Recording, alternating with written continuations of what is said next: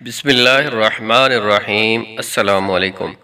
حضرت علی رضی اللہ تعالیٰ عنہ ایک بار گھر تشریف لائے تو حضرت فاطمہ رضی اللہ تعالیٰ عنہ نے کہا، میں نے یہ سوت کاتا ہے، آپ اسے بازار لے جائیے اور بیچ کر آٹا لے آئیے تاکہ حسن و حسین رضی اللہ تعالیٰ عنہ کو روٹی کھلاؤں۔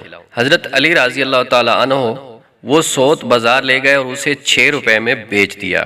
پھر ان روپوں کا کچھ خریدنا چاہتے تھے کہ ایک سائل نے صدا کی، میں یقرض اللہ قرضا حسنا۔ حضرت علی رضی اللہ تعالیٰ عنہ نے وہ روپے اس سائل کو دے دیے۔ تھوڑی دیر کے بعد ایک عرابی آیا جس کے پاس بڑی فربا ایک اونٹنی تھی۔ وہ بولا، اے علی، یہ اونٹنی خریدو گے؟ فرمایا، پیسے نہیں ہیں میرے پاس۔ عرابی نے فرمایا، ادھار دیتا ہوں۔ یہ کہہ کر اونٹنی کی مہار حضرت علی رضی اللہ تعالیٰ عنہ کے ہاتھ میں دے دی اور خود چلا گیا۔ اتنے میں ایک دوسرا عرابی نمودار ہوا اور کہا، علی رضی اللہ تعالیٰ عنہ اونٹنی دیتے ہو؟ فرمایا، لے لو۔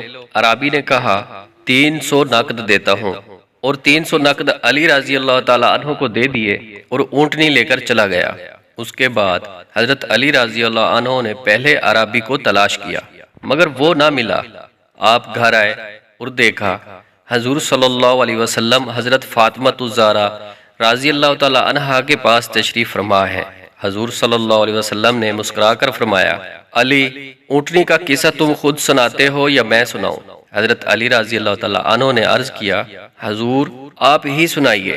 فرمایا، پہلا عرابی جبرائیل تھا اور دوسرا عرابی اسرافیل تھا، اور اونٹنی جنت کی وہ اونٹنی تھی جس پر جنت میں فاطمہ سوار ہوگی۔ خدا کو تمہارا ایثار جو تم نے 6 روپے سائل کو دیے پسند آیا، اور اس کے صلے میں دنیا میں بھی اس نے تمہیں اس کا اجر اونٹنی کی خرید و فروخت کے بہانے دیا۔